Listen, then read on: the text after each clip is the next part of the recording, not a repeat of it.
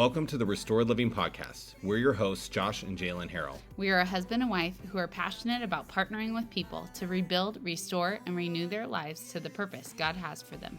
In 2018, God took our broken marriage and restored it to something beautiful, and we believe He wants to restore the parts of your life that seem broken too. Join with us as we talk openly about what it looks like to walk out restoration in Jesus and what it means to let the cracks in our story become the greatest evidence of God's love for us. This is Restored Living. It's a hot mic. It's a hot mic. Are you going to start off singing? That sounds like a great idea. Welcome to the That's your job. podcast. Where Josh is going to sing Silly Songs by Larry. Take me back to the 90s church culture, please. We were just listening to a podcast.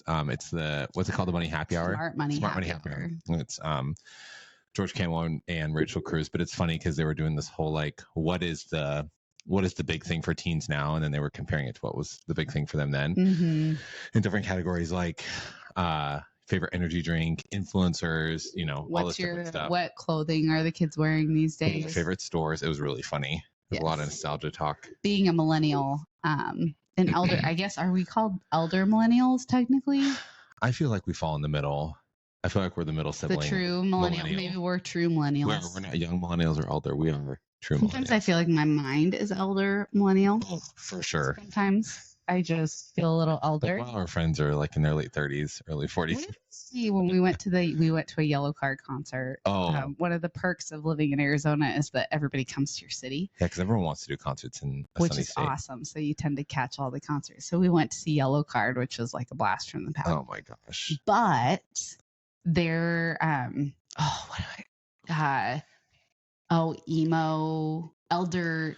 The elder emos. Elder emos. Yeah. Yes. That's the whole thing. And there's like a resurgence of this music. It's kind of crazy. Like that band, if you don't know Yellow Card, they had one big song. It was Ocean Avenue. And it came out like what? You're singing 15, it right now in your 20 head. years ago. I went to this concert. It's the only song I knew by them, but I went anyway. True. But there's like a whole resurgence. Like they're actually like, I think they said that they're touring bigger venues than they did when they were like in their prime, so to speak. Because we will pay money to listen to real people sing. We all want to feel something. I just want to feel something. All right. There's nothing like a good band. There's nothing like a good concert, honestly. Oh, and Amberlin opened. Oh, you guys. Be still my high school heart. I was like in freaking heaven. I don't know if anyone else listening to this even ever listened to that band, but it was nostalgia 10.0 for me. Well, 10 out of 10. All right. We are so excited to be with you today. If you don't know us, and this is the first time connecting with us here on the Restored Living Podcast, hello. I'm Jalen Harrell. And I'm Josh Harrell. Obviously, we're married. We're not JH. siblings, although sometimes we have gotten that in the past. Our hair does look kind of, and if you're watching this on YouTube, our hair is similar in color. We have it on YouTube now. We don't look like siblings. But no, we don't look close enough. Thank goodness. That would I be don't get that question. No. Do you get that question? No, but I feel like when we were younger, people thought we looked like we could be related.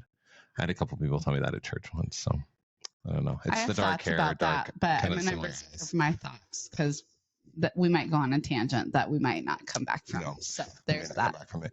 She suggested that we do what we call what did you call it? Well, typically we start off the podcast, y'all know, with housekeeping. Well, typically we actually started out doing what we just did, which is just random ranting for a few minutes. Random ranting and housekeeping. Yes. Always. But I thought we could add like a little segment to the show. What were you going to call it? I was going to call it. You had a great name like that. We could call it Mug Shots. Oh, that's a good idea. It was related to mugs. A clever thing. If you have ideas for what our little mug says, we have. We always are drinking kitchen coffee with lots of cabinets, and I'm very thankful for it. However, it is not good for my mug addiction. It's not an addiction. It used to be.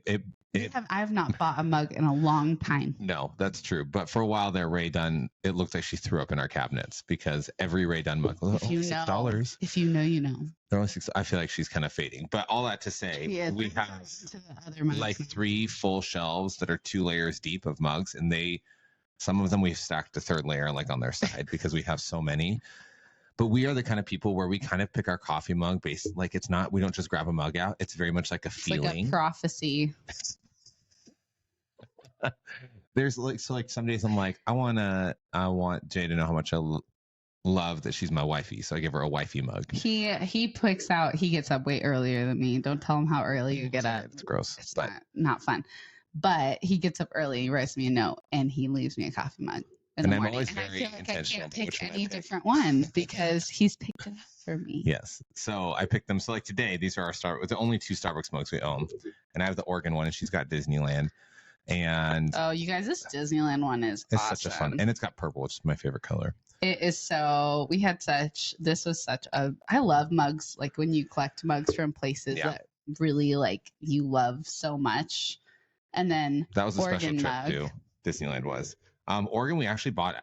I don't think we got it in Oregon. I think we got it after we were here. No, I think you have to get them in Oregon. No, I think your mom got it for us as like after we moved. Yeah, like a little piece of home. And so some days when I'm feeling a little nostalgic, I'll grab the Oregon mug. Not because I miss it. Do not be misinformed. But I miss the people. So yeah. So those are our mug shots. Those are our mug shots for the week. We love our mugs. We do. Before we get going into today's topic, I do want to do some housekeeping really quick because go ahead. I'm a banker and routine is needed. He likes cleaning it also. I do. Well, I don't like it, but I like the result. So a couple of housekeeping things. One, you'll notice that we are getting back into a rhythm of sharing episodes more frequently. So if you want to know when a new episode is coming up, because we probably won't always be exactly consistent on the exact day. It might be a Tuesday, it might be a Wednesday.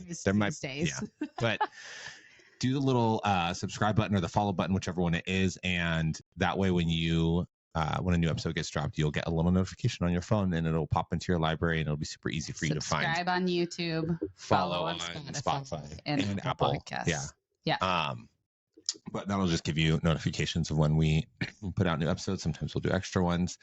So that's one thing. The second thing would also be if you are enjoying this content, if it is, what we hope is that it's helping you to, one, grow closer to the Lord, to understand yourself better, understand your story, understand the work of restoration that God is longing to do in your life, and 3, just help you to have help you to have some just practical things that you can be doing in your day-to-day life to walk out this journey, because the journey of walking with the Lord really it's restoration from start to finish. And so we're never really done. So there's always more to be learning about how God is doing this and what he's doing.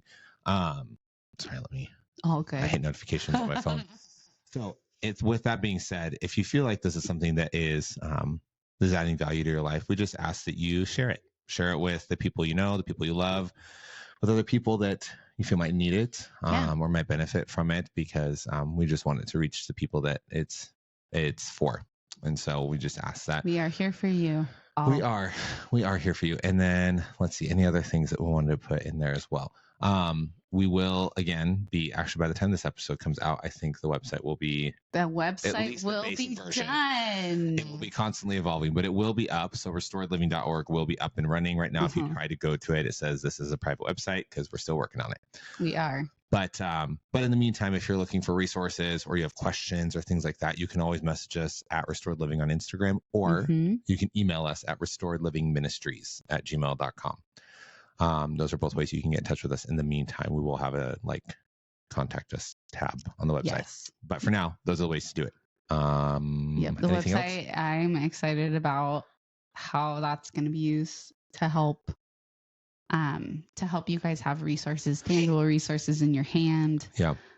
We also have some contributors that we're excited to start having contribute to the Restored Living community. And that's really what we want to create here, is a community of people that are willing to let their brokenness shine because of what the Lord has done.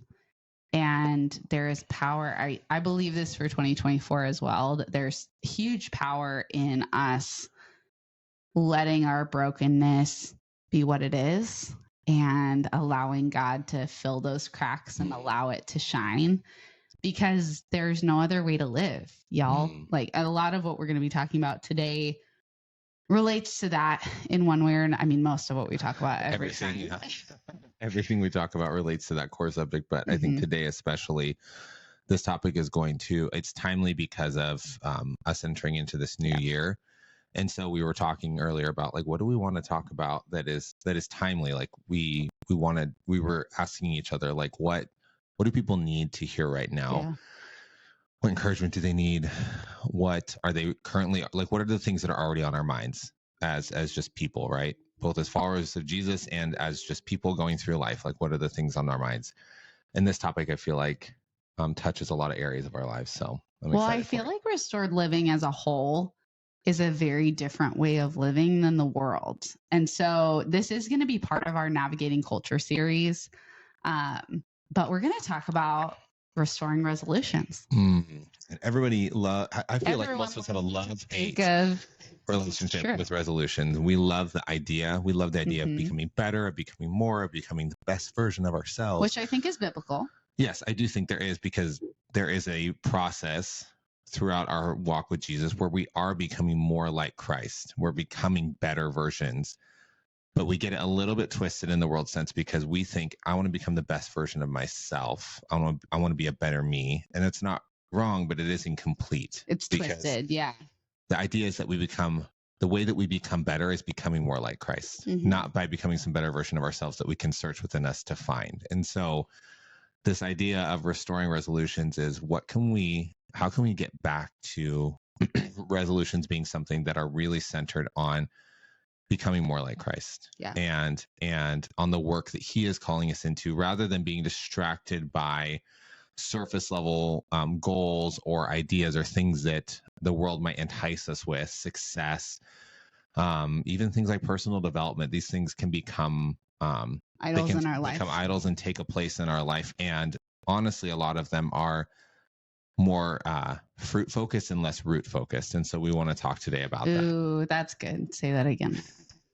A lot of these resolutions that we make, they are focused on the fruit in our lives that we don't like, right? We have whether it's you want to lose weight, or because these are just common ones. I want to lose weight. I want to get out of debt. I want to build more income. I want to advance in my career. I want to accomplish these things.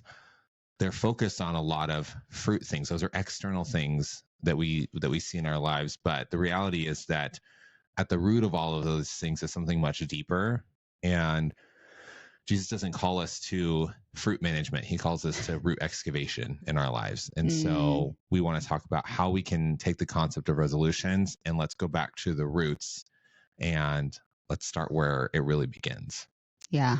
So that's super good. I love that. And I think it's, a lot of times we can say what's right and what's wrong, and it's just a little twist that the enemy puts on things that really is the shame, because we feel like we're 80% there and that should be enough. But the reality is, when we abide in the vine, the roots of, what the Lord provides, that's where our fruit comes from. Like the fruit is the extra. Yeah. It's like the icing on top of the cake. And I think sometimes we make the fruit the main thing. And it's really not. It's the system being connected to the right system that helps us year in and year out as we live this life flourish. Yep.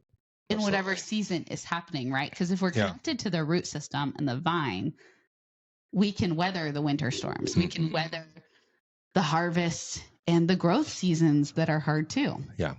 Yeah. So let's talk about restoring resolution. Well, I think a good place to start with this would be let's look at the reality of resolutions and kind of what we're given by the world, what is normal when it comes to a new year. Because I think for a lot of people, although I will say since 2020, we've all gotten a little more humble with our approaches to New Year's. Because in 2020, everyone's like, this is my year, I'm going to do this. And then ever since then, we were like, oh, maybe not. So I don't want to say that we should, I don't want to say that we should not make plans or make goals, because I don't think that that's true either. But I do think there is a wisdom and a humility to going, yeah, I'm going to make plans, and also things happen that are outside of your known reality right now. But I think regardless, every year we get to the end of 23, start of 24, and it's always about what's going to be different this year. What am I going to do this year? How am I going to be better this year? Yeah. And if you think about all those topics and all those phrases and ways of approaching it, they're all very like me focused. How am I going to get more of what I want this year? How am I going to get the body I want? How am I going to get the money I want? How am I going to get the influence I want? It's all about like, what do I want this year? And not that our wants and needs don't matter. I think the Lord is very interested in the things that we want and need. And I think he cares deeply about our desires. But I think above all of that, he cares about our hearts. Like you were saying today as we were driving, like he wants our hearts, he wants our soul, he wants our mind, our body, he wants all of us, not for himself, but for our good, and for his glory. And so yeah, I think I said that he wants our hearts, not our habits. The habits are a part of the habits are the overflow. Yeah, the overspill. Yeah.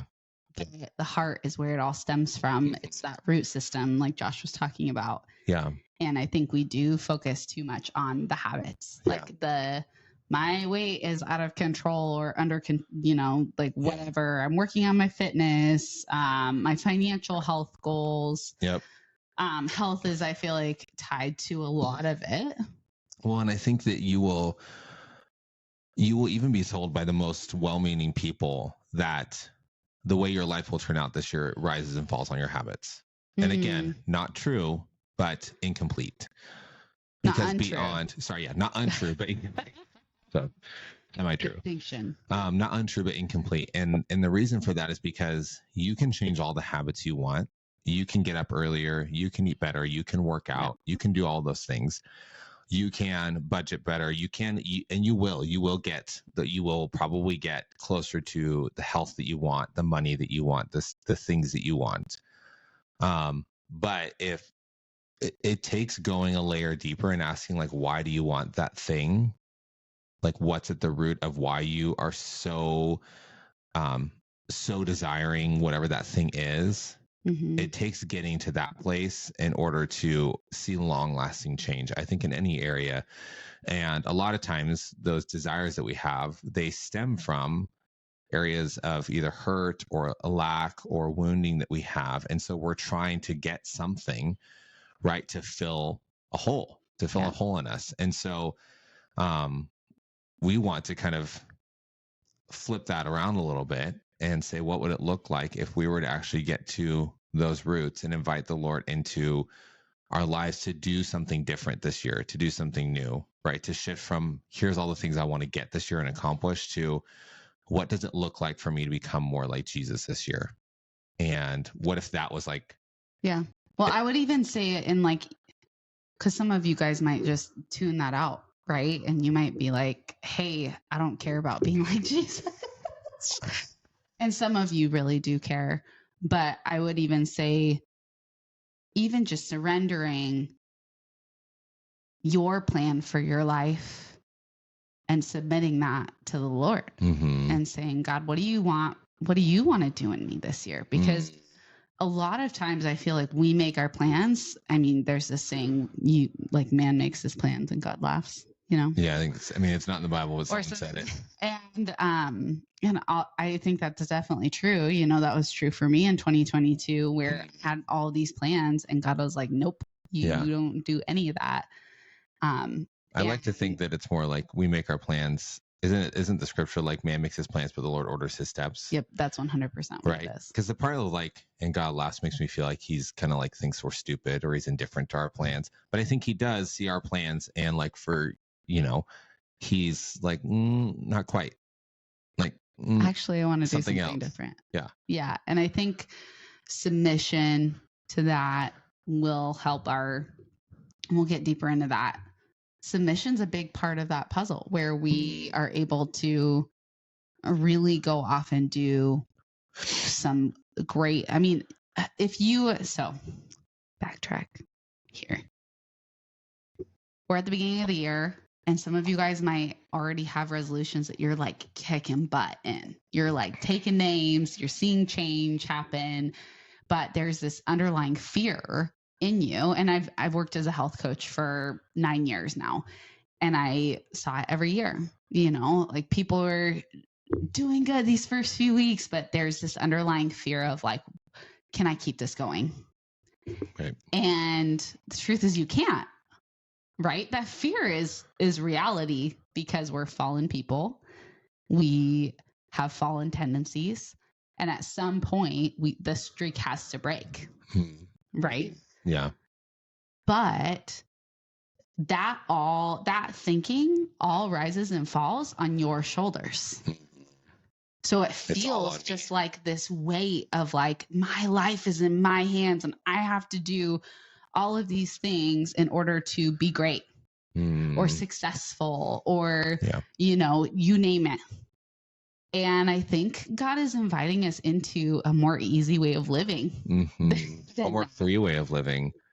Right. Because to be bound by your own, to be bound by the own sense of self-reliance, self-reliance is such a prison that we put ourselves into, and that the world encourages us to put ourselves into, right? The world will tell you, you're the only person you can count on, right? At the end of the day, you can only count on you.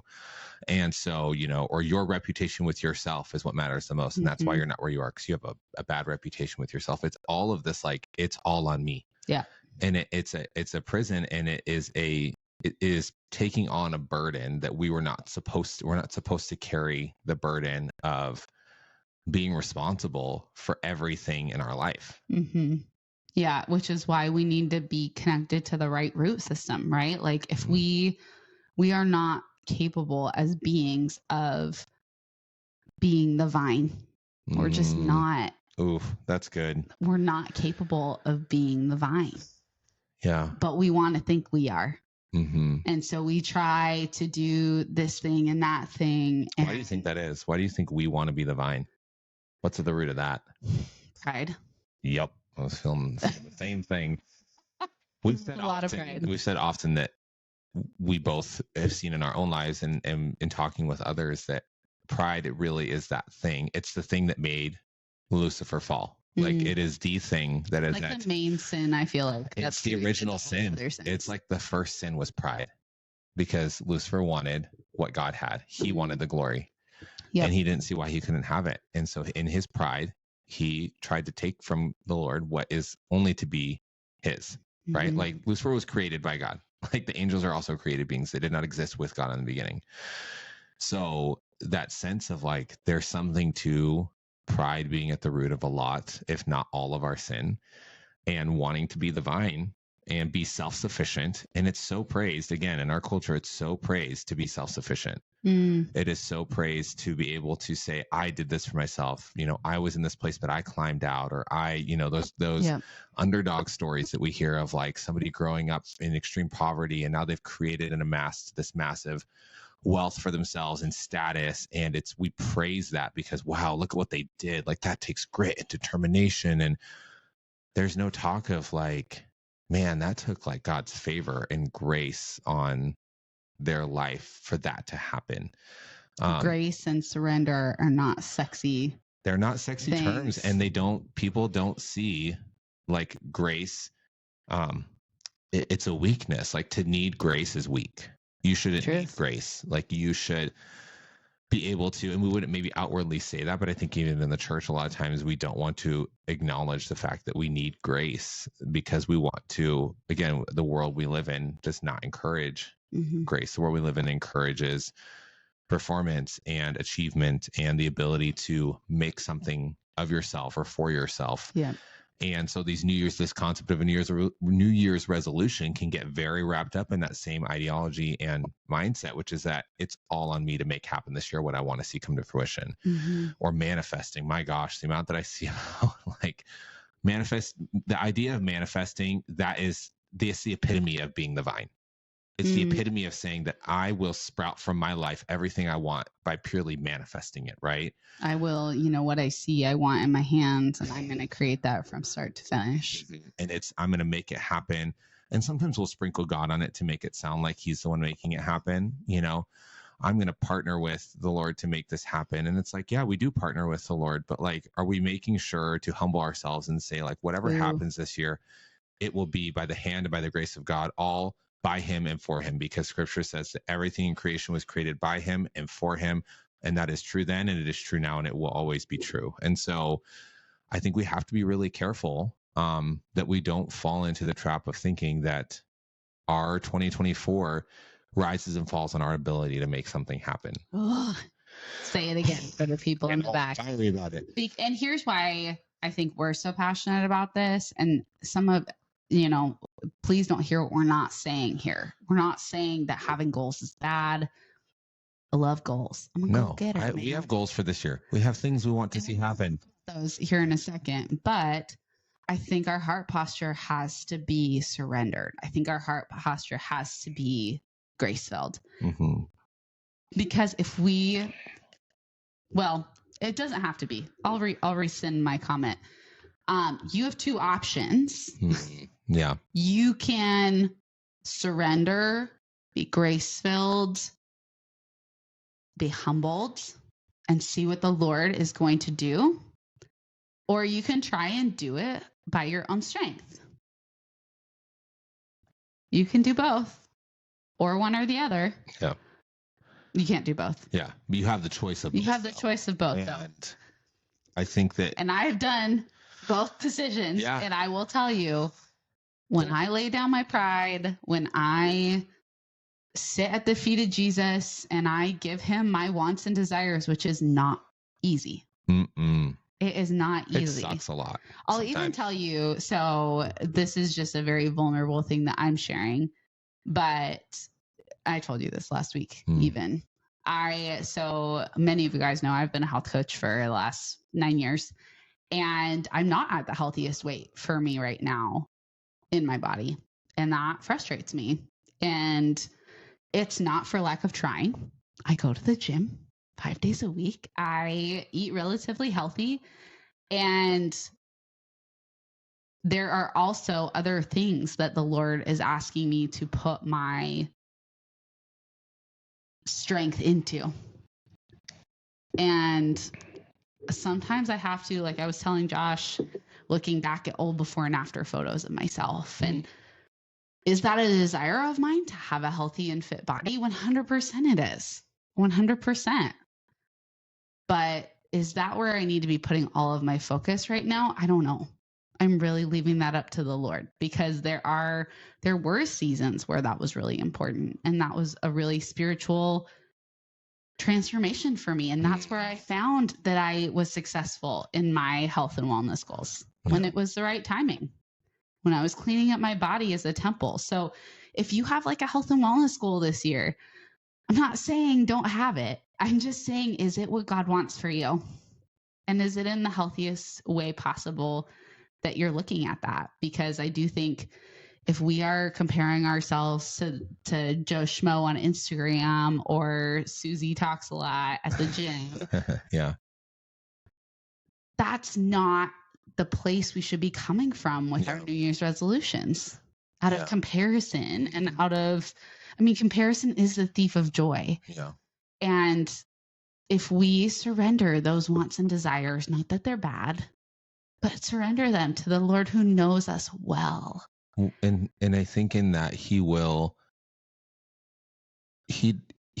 guide you in approaching those things in a way that is not from a place of striving, not from a place of comparison, not from a place of I hate myself, and so in order to love myself, I'm going to do this now. No, he's going to teach you.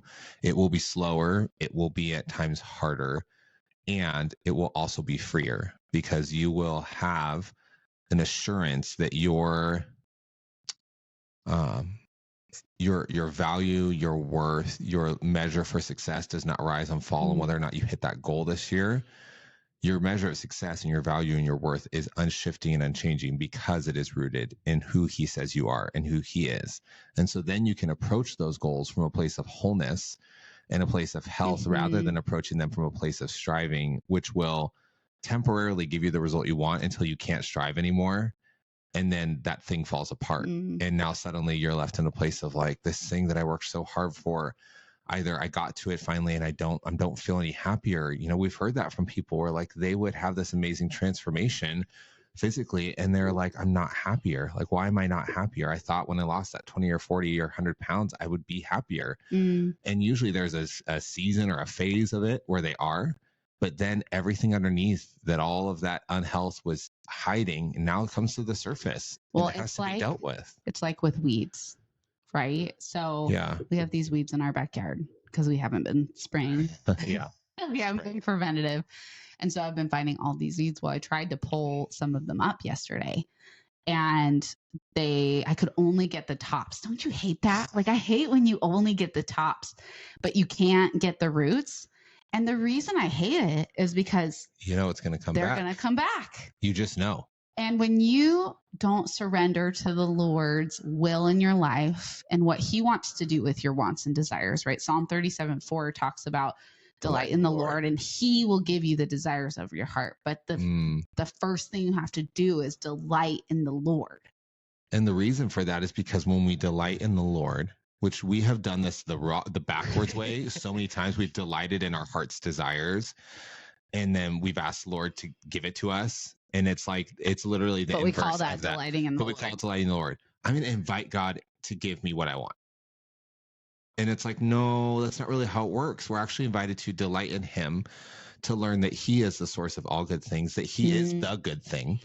And in his presence, it transforms our hearts to desire the things that he desires for not only us, but for those around us. So in the example of your body, it's me going to the Lord and saying, Lord, you love this body right here, right now. You love me. You see nothing wrong with me. You see goodness and joy and peace, and all of the fruit of the Spirit are in this body. But you also see that, and this is me speaking from previous experience, you also see that I am eating in secret because I'm hurting. And you don't want that for me. You want me to come to you and say, I'm hurting because my husband cheated on me and this isn't fun. And God, I don't know what to do with this. But here you go. It's yours. I don't know what to do. I'm not going to eat because that's not going to solve it. Yeah.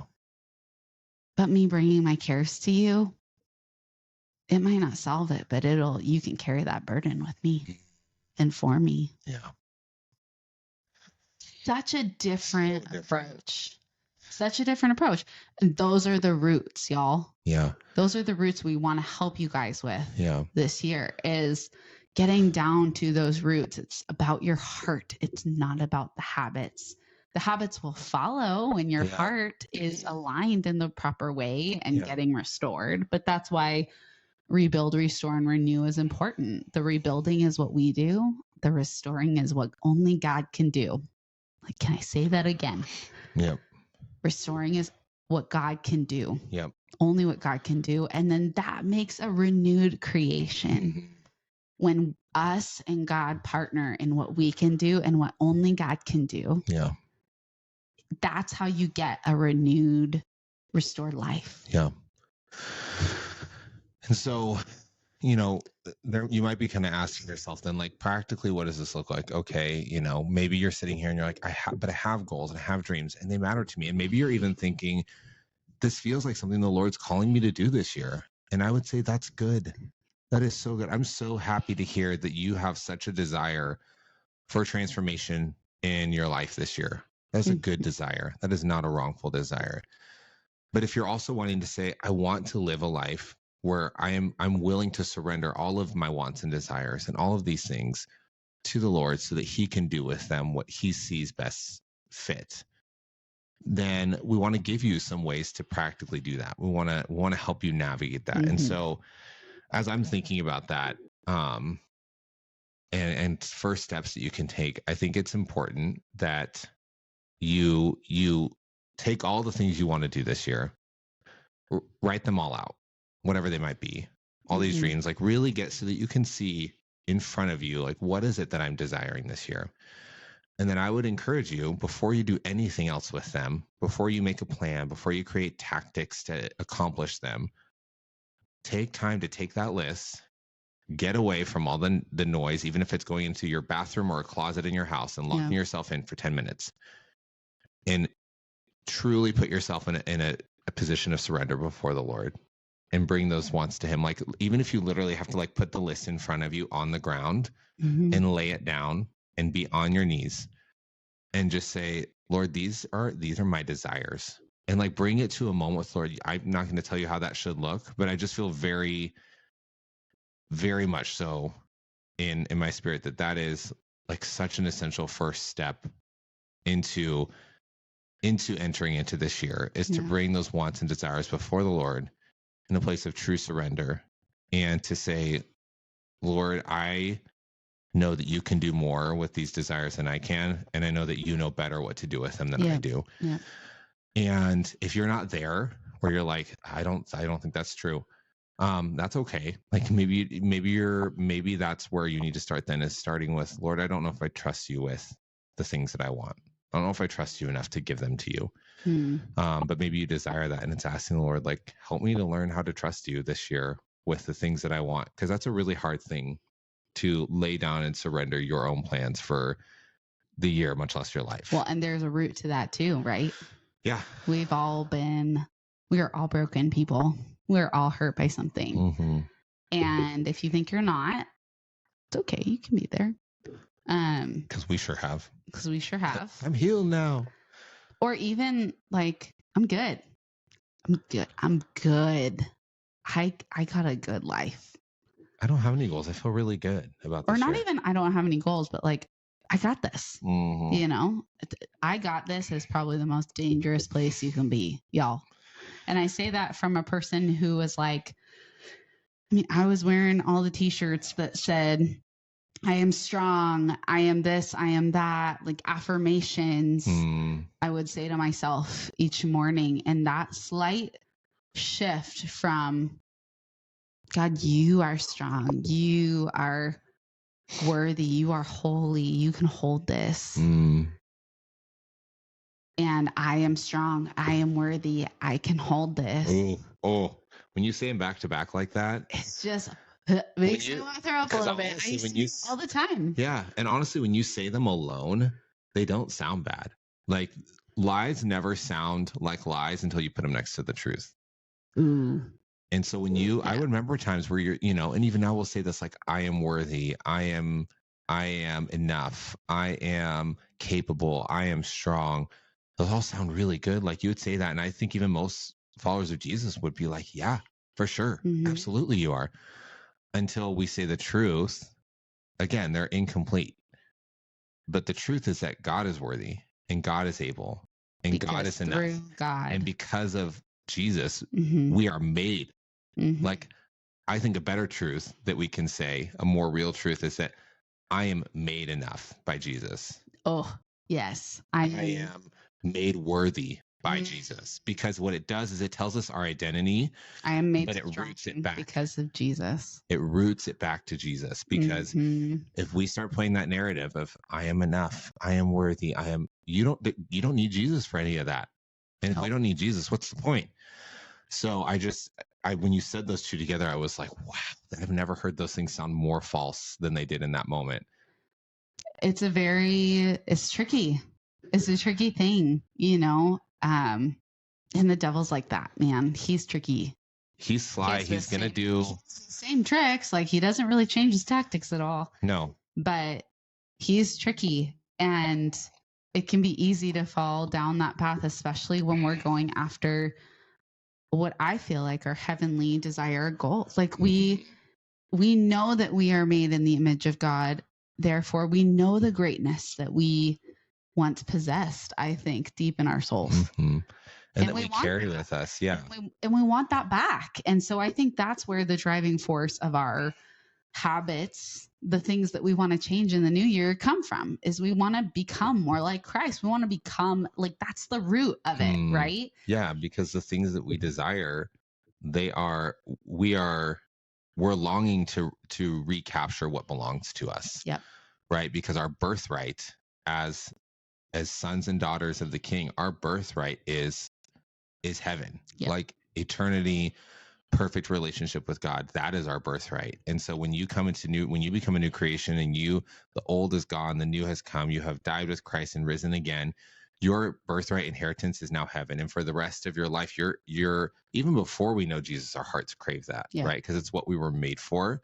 But we have to be so careful that we don't fall for the enemy's very almost true ways of attaining it. Because even something that's almost true is still false. And so the enemy will get as close to the truth as he can, but it's that slight 1% deviation from the truth that'll eventually take you way off you're course. In a totally different place. And we don't think that a 1% can do that, but it really does. So let's talk about practically some different scenarios, like talking through different goals or habits. And because we've been through the ringer the last 9 years of habit reformation. And we love habits. We do. We love, and I think for a season, we kind of thought we can make any and everything happen just through habits. And so while we love them, we also understand that they aren't everything. They aren't. They are important. On their own. Like we said, they're a piece of the puzzle. What you rebuild is a piece of the puzzle. Yeah. But God has to be in that equation. Yeah. If he's not, it's going to fall apart like a house of cards. Yep, absolutely. So if you want to have, we do get questions. We got another question this week from a couple who is struggling with infidelity. Let's just run through some scenarios of different New Year's resolutions or things people might be going through and how maybe to best approach it. Yeah, absolutely. Okay, starting with... I'm going to lean in my chair because my old man back is starting. Your old man back is starting? I'll lean with you. Thanks. Lean back. All right, what were you going to say? Start with what? Singing a song.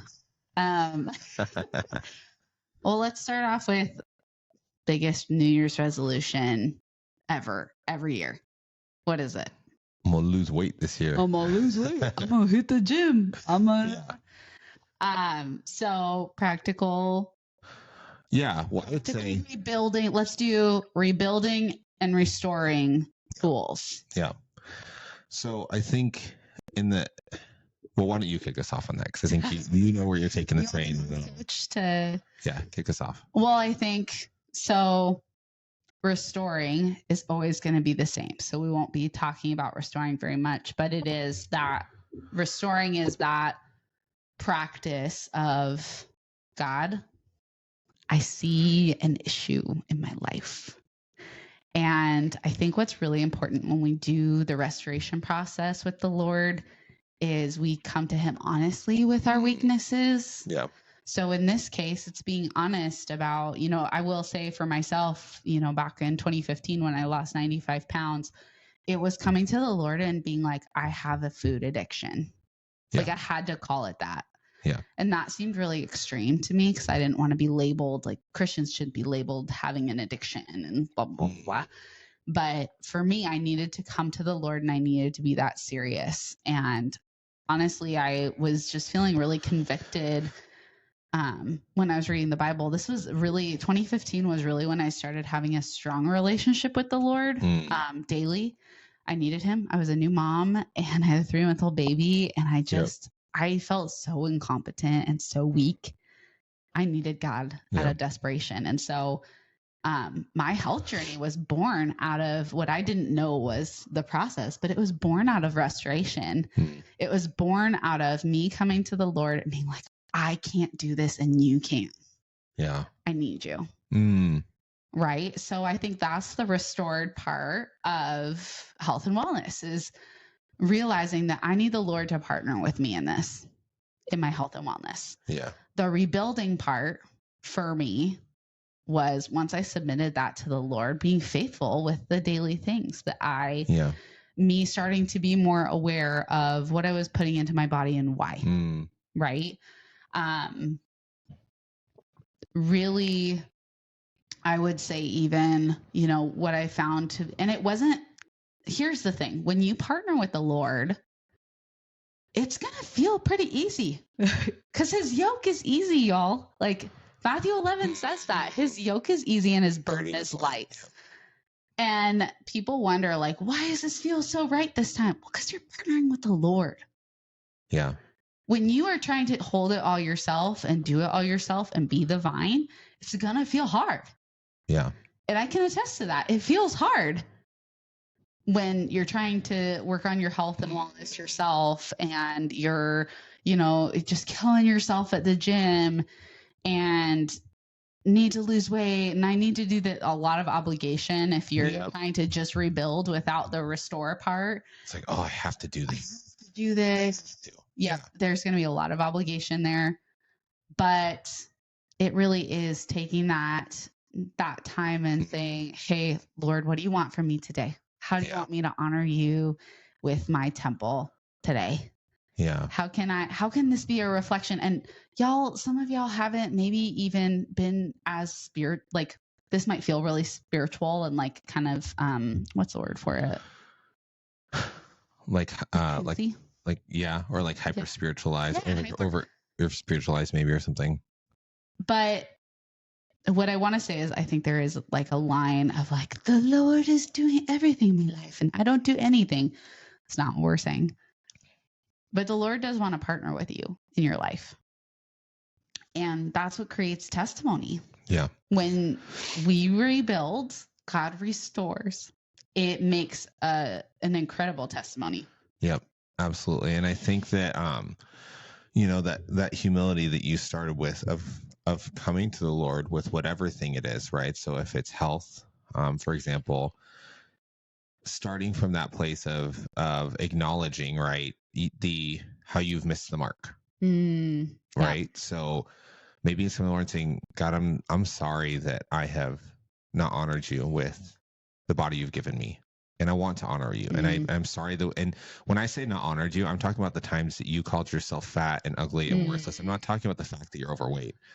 I'm talking about the fact that you have turned against yourself, which you are God's creation, and you have said terrible things about yourself because the enemy has convinced you that you are less than, that you are unworthy, that you are a mistake, that you are a tainted creation, that how could God love you or be proud of you? Look what you've done to this temple he's given you, right? All the shame, all of the narratives. It's coming to the Lord and confessing to believing and buying into and abiding in those lies and saying, I'm sorry for the way that I have tainted your good creation, which is me. And Lord, I want to turn away from that way of living this year. I want to be different. Because your health journey might start with several months or years of you just learning to love yourself and see yourself through the lens of how God sees you far before the physical changes happen. Yeah.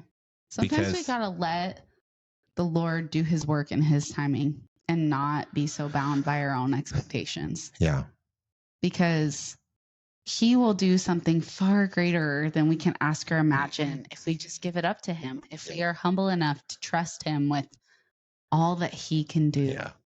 Yeah. And maybe you are in the place right now where you're starting this year and your desires to change certain things are born out of a hatred might be a strong word for some of you, but a hatred or a discontentment with where you are now or who you are now.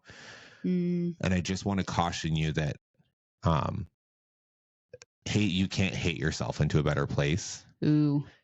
And the Lord does not want that for you. Yep. Because he loves you fully here. He loves you fully now.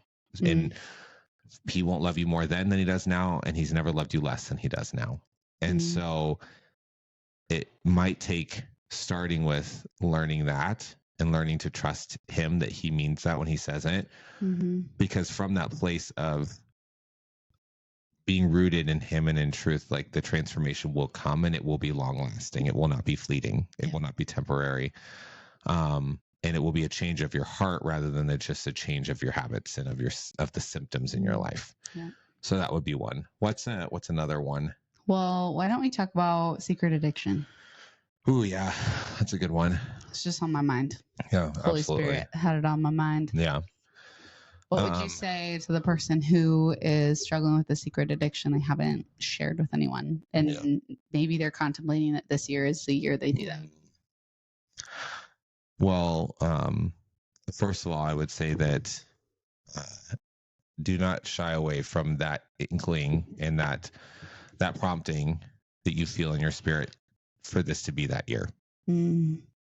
If the enemy will try and get you in all ways to second guess and think that, no, that's only going to cause more problems. That's going to be too hard. It's not going to make a difference. It doesn't matter. You can do it on your own. All the different narratives. I've heard all of them. He wants to keep you bound. He will keep you bound in any way he sees fit, because the thing that makes him angry more than anything else is someone who's totally free in Jesus. And so he can't grab you then. Yeah, he can't grab you then. And so my encouragement to you would be, first and foremost, you have got to go to the Lord, and you've got to invite him to sit with you with the truth, because he already knows, friend. He already knows what you do in secret. He already knows what you do behind closed doors.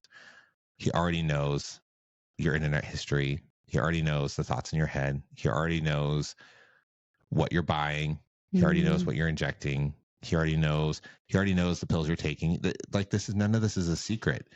It is the great lie that we think that any part of our lives is hidden from the sight of Jesus. It is also the great lie that we believe that he would not want to see any part of us. And so, like, he's the angry dad across the way. Or that he's seeing you and he's so disgusted. Like, never has the Lord looked at you with disgust. That is not the kind of God that he is. And if you want freedom this year, you are going to have to start believing that. And it is going to be hard, and it is not going to be quick. But before anything else, you have got to sit and face the reality of where you are, and believe that Jesus is sitting beside you, ready to face it with you. That has to be the truth. I think the next thing is that there's got to be that first person. There's got to be, and maybe you've got to ask the Lord, like, maybe you don't know who to tell or how to tell. Confess your sins to one another, and you'll be healed. And you'll be healed. I remember distinct moments where I said, I can't do this, Lord. I don't know how to say what's true. I'm so scared of what's going to happen when I finally let this out. I'm so scared that all my fears will come true, that everyone will leave me, that I will be all alone, that I will have nothing, that my family will be gone, that my friends will be gone, that my community will be gone, and I will be left all alone. Because for a lot of us who are in addiction or who are in recovery, like myself, that is the fear. The fear is I will be left all alone, and I will be hated by everyone that means the most to me. And it's taking that honesty to the Lord and saying, but God, I know I can't keep living this way. I know you don't want me to live in shame and secrecy. And give me the courage to know that no matter what happens, you will be here through it all. Yeah. Because that's the reality. Our worst fears could come true. And that's enough. Yeah.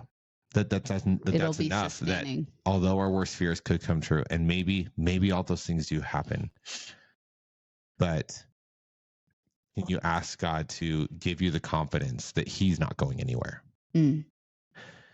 And I think those are your first steps, because that is where you're going to get the strength to start to say what's true and to start to bring this thing into light, because you will stay bound until it's brought into light. You will. There's no healing from addiction on your own. Talk to any addict, Christian or not, believer, follower of Jesus, Buddhist, Hindu, Muslim, any person, no faith at all. Anyone who has been through recovery will tell you cannot recover from addiction by yourself. Any well-versed psychologist or therapist will tell you this. So this is not even just a biblical thing, although it comes from scripture. This is a fact of life. You will not heal from addiction on your own. And if you want it, you have to take it. It is a conscious choice to grab that freedom. And as followers of Jesus, or maybe you're listening to this and you're not a follower of Jesus and you're struggling with addiction right now, I will tell you there is so much freedom, so much long-lasting freedom in your life, truly deeply rooted freedom that comes from letting Jesus set you free from addiction, rather than trying to create freedom somehow on your own. So you have to have people that you have to be honest before the Lord and see that he does not run away from the reality. You have to take the bold step to bring it into the light. And then there's very practical ways of setting up boundaries in your life to safeguard you from the thing that makes you stumble. Right. And so if pornography is that thing, it means you don't start with the internet filters, because that's a symptom management issue. You've got to be dealing with the heart. But it's a safety guard. Yeah. It's a safety rail for you. It is a safeguard to let someone who has all your passwords, right, can get into your Instagram in a moment, can see your search history in a moment, can see who you're texting in a moment. Those are safeguards. They are not the answer, but they are parts of aiding in the journey. If it's a substance, it means cutting off all access to that substance. That's a part of the process. So if there's certain people you can't be around because they're choosing to engage and you're not, it's a hard choice. It's a hard choice to make, but it's part of the process. So those would be the things that I would say, but it has to start with the heart. It has to start with understanding that Jesus is not afraid of your story. Yeah. He is not scared of your addiction. He has been there in every moment that you have used whatever you use. Mm-hmm. And he has sat there still just with nothing but love for you, nothing but delight for you, nothing but desire for you to be free. And if you come to him, he will walk you through the steps of getting free. Yeah. Well, and I would just add to that practical steps you can take if you are struggling with secret addiction. There's a group for that. There's a group for that. So, I mean, Celebrate Recovery is a great option at many churches around the nation. A great free option too. Free option, yes. And we realize for some therapy is not attainable because of finances right now. Mm-hmm. But we're not saying that, things like that replace a therapist. No. But they are better than not having anything at all. In fact, I would say first steps first. Try and find a therapist. Yeah. I think everyone should be in therapy personally. Yes. Therapists. Jesus following therapists. If they're not helping you get to the root of your issues, can them. If all of their things for you are on how to manage your behavior, that is not the person for you. Yeah. They are well-meaning, but they are misinformed. Yeah. You want someone who is going to help you heal. Yeah. And the reason why therapy, I think, is so important is because of that scripture verse, right? It is important for us to be honest with God, but also when we confess our sins to one another, and a therapist is that person. Yeah. Right? Like you're paying them to be that person, to be that professional listening ear. Yep. To be able to tell your stuff you sometimes can't tell anybody else. Or at least not tell yet, Sometimes right. You don't, maybe there's some things that, Josh first confessed his infidelity in therapy. Yep. And you needed that. Well, and because I was in such a deep place of shame that I needed to share with another person. I needed to see that they wouldn't run away, right? Because the reality is, as you tell certain people in your life, they may choose for their own sake that they do need distance. But telling someone like a counselor, they're not going to go anywhere. So that fear is removed, and you get to see someone hold your story. And if they're good, hold it well.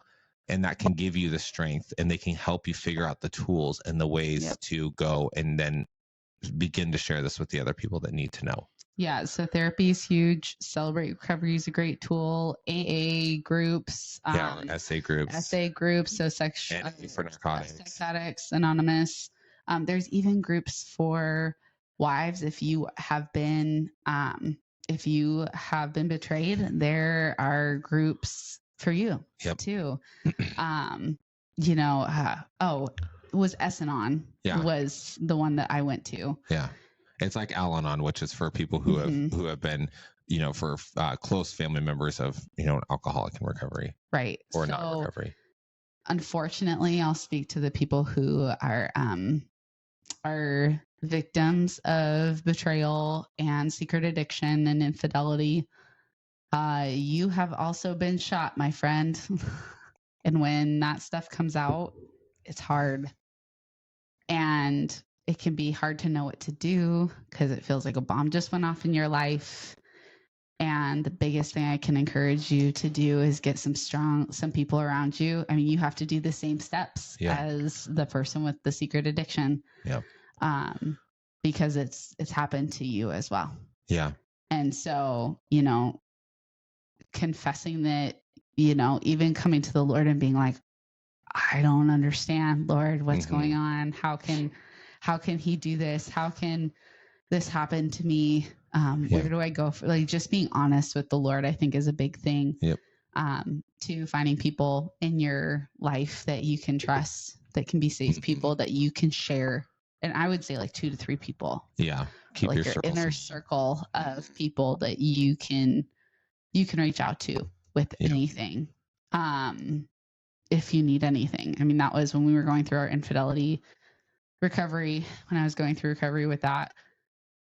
There were days I couldn't take care of my kids. Yeah. And I needed to call someone to come over and hang out with them so I could just like cry in my car or go through the motions that I need to go through to get through the day. And so don't be afraid to ask for that help. Yeah, it feels weak and all the things, but it does help you heal because having other people involved in our healing was so necessary. I'm so glad the Lord had that written in the Bible because it really is the way to healing. Yeah. We are so much stronger when we learn that because we're not alone. We have support. We have those things. So any of those resources we would definitely recommend. Yeah. And if you have more questions about that, if that's more of your story, I know each story is personal. Yeah.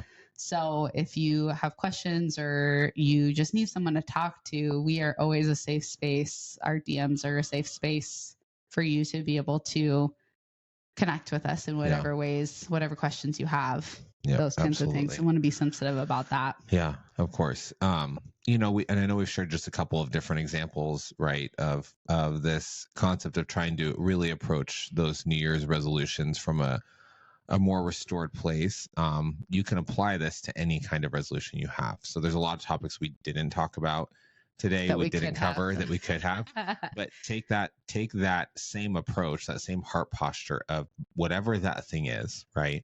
Whatever that desire is, taking that to the Lord and coming in a place of surrender and say, Lord, this desire I have, it is good and it is better in your hands than in my own.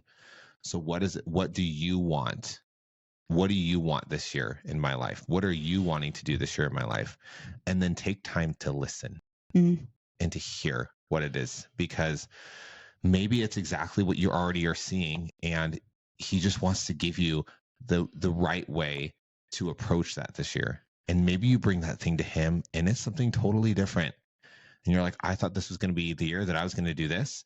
And now I'm finding that the Lord is asking me to do this. And that could be really exciting, or it could be really scary, or it could be both. But when we open ourselves up to what the Lord wants to do, and when we do come surrendered, there's a freedom in knowing that, wow, the results of this don't rise and fall on me.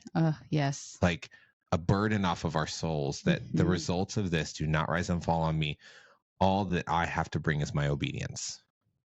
That's it. I don't have to make the outcome. I don't have to make the results happen. Yep. I am just called to obedience and to abiding.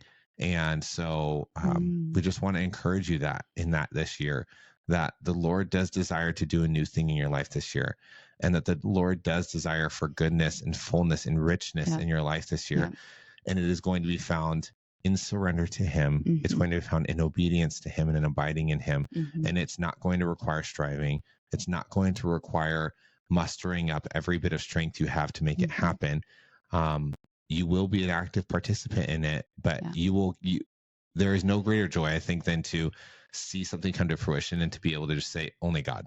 Okay. So with that, I want to share what were our New Year's resolutions, because I think that it's important that you guys see that we're also going through this too. We're not like sitting here saying we know it all, we have it all together. We do not. No. But our thing that we feel like the Lord is having us focus on this year is actually our finances. And not what I want to focus on. If I'm being honest, not the thing that, I think we can want to, like, we have New Year's resolutions, like, I want to make more money with my business, or I want to do all of these different things. But we just really felt the Lord impressing on us, like, how can we grow in our stewardship? And it's been like, some of that has come from necessity. Yeah.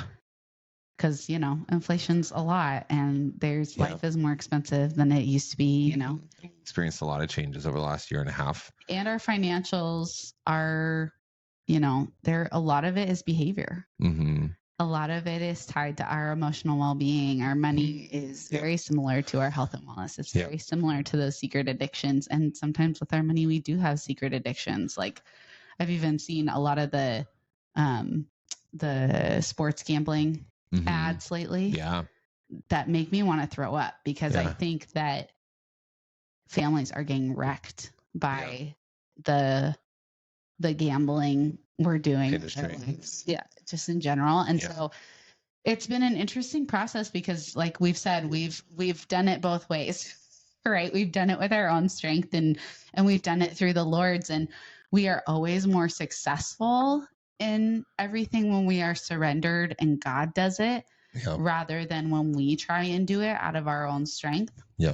And so this year we've been very submitted to what the Lord is doing. And have we seen miracles, Joshua Harrell? It has been so, like I can't even tell you. Like 3 months we've been really focusing on this. And I can't even tell you just the sense of ease with which not that it's not difficult some days. I think sometimes we think that, once we're doing it with the Lord, it's all going to be easy. That was easy. No, it's not easy all the time, but it is there is a simplicity to it, and a sense of ease moving through the kind of the bigger picture of it, because we are walking it out, just saying, Lord, we just want to steward well. We want to honor you with our finances. However little or however much we have, we want to honor you with it, and show us how to do that, and humble us, because we have been prideful in that area of our lives, and we have thought that we've known better, and we've made choices based on our own thoughts of what was best, without saying, Lord, is this a smart decision for us right now? Like there was a time where we didn't take our money choices to him, and I kind of always just thought, that was in our bucket. Well, and I always thought we're tithing, so why does it matter? Like that's the only part, but no, outside of our tithing, the Lord is wanting to give us wisdom on where our resources go. And so it's humbling ourselves and admitting that, God, we did not, this is an area that we have not had good stewardship, and we want to have better stewardship, because we want to honor you with what you've given us. And so that's the area that for us is a big focus this year. But it's not because we want to get all the things. It's not because we just want to pay off debt for the sake of paying it off. It's, Lord, we really want to honor you, and we need you to show us how, because we don't really know how to do it on our own. And I feel like for a lot of people, especially in 2024, this might be a focus. So that's part of the reason why I want to hammer it in there. I think our finances and our stewardship of our finances, if we're not aligned with the Lord and what he's doing, it doesn't mean you have to give away all of your resources, but there are, the love of money keeps us from the Lord. Yeah. Can't serve two masters. Right. And I think this goes back to, what this whole podcast is about, right? Coming to the feet of Jesus and saying, I want what you want, Lord, and delighting in him. And he will give you the desires of your heart when it is filled with him. Yeah. And it's not that God is not an abundant God. I've seen God be an abundant God already. Our December, y'all, I tell you what, it wasn't even in our business, but just the outpouring of gifts, not Christmas gifts, although it was Christmas time. Just random generosity, random checks in the mail, random. And it was a moment of Lord, we don't know where it's going to come from, but you do. And it's not us just doing nothing too. We hustled our butts and we did what we could. But that's what I really want to end this episode on, is we need to take both, but in the right order. Let God do his restoring work in us. We recognize the issue. We know what we need to rebuild, and we invite God in and say, Lord, what are you going to do? What are you going to do with this? I'm willing to give it to you. I'm willing to humble myself. I'm willing to, I'm willing to give you my platform. Yeah. That's a thing these days, that if we take ourselves lowly and put ourselves in the stable, God will take it and he will do more than we can ask or imagine. Bring your fears to him. Bring your unknowns. Bring your shortcomings. Yeah. He wants them. Yeah. Absolutely. Well, we're going to wrap this up. I think we could talk about it for forever, but no, it wasn't. It was good. It was worth it.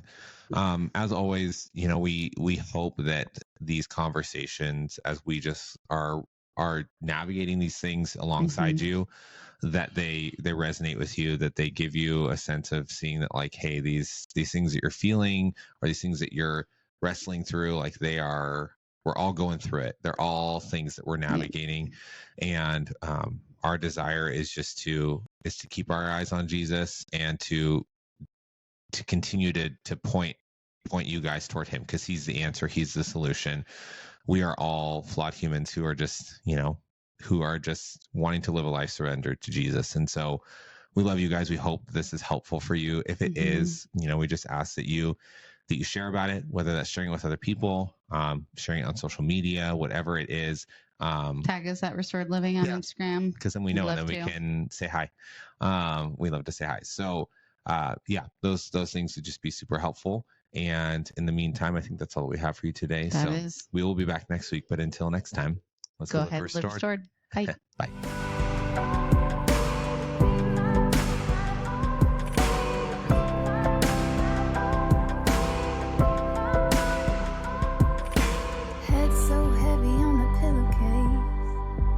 Staring out the window pane. The harder that I try, the more I lose.